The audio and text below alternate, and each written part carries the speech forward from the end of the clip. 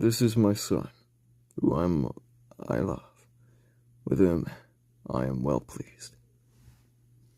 And Jesus is tested in the wilderness. Then Jesus was led by the Spirit into the wilderness to be tempted by the devil after fasting 40 days and 40 nights. He was hungry.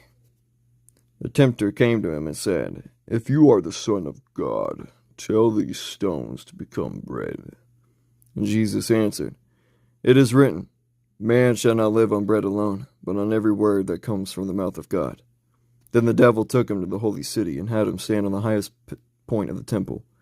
"If you are the Son of God," he said, "throw yourself down, for it is written, he will command his angels concerning you, and they will lift you up in their hands, so that you will not strike your foot against a stone." And Jesus answered him, "It is also written, do not put the Lord your God to the test." And again the devil took him to a very high mountain and showed him all the kingdoms of the world in their splendor. "All this I will give you," he said, "if you will bow down and worship me." And Jesus said to him, "Away from me, Satan, for it is written, worship the Lord your God and serve him only." And then the devil left him, and angels came and attended him. And Jesus begins to preach.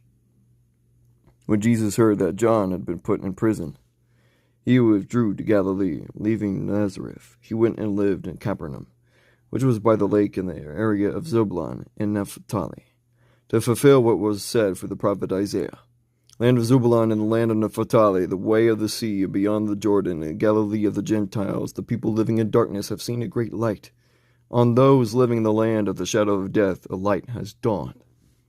And from that time on, Jesus began to preach, "Repent, for the kingdom has come near." And Jesus calls his first disciples. As Jesus was walking beside the Sea of Galilee, he saw two brothers, Simon called Peter and his brother Andrew. They were casting a net into the lake, for they were fishermen. "Come follow me," Jesus said, "and I will send you out to fish for people." And at once they left their nets and followed him. And going on from there, he saw two other brothers, James, son of Zebedee, and his brother John. And they were in a boat with their father Zebedee, preparing their nets. And Jesus called them. And immediately they left the boat and their father and followed him.